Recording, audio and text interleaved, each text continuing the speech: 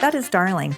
So I put my sunglasses or my change or my wallet, whatever it is, the case may be that you need, and then you're ready to go. So the first thing we're gonna do is take our zipper and we're going to put it right sides together on that piece right there. Okay. And I'm going to top stitch this along that right there. She turned her guide beam on so that she can kind of follow. You're gonna take the top one. Oh, because you want to line it. There. Okay. Okay. And then take the other one on the other side. Other one. Oh. Flip it over. Got it. And do it the same exact thing. Put That was a zipper good in there. tip. Yes, it really was.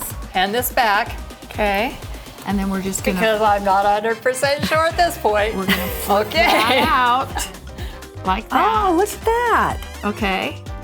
And we're gonna just kind of put Open that that up. together. So there we go. We have a pocket.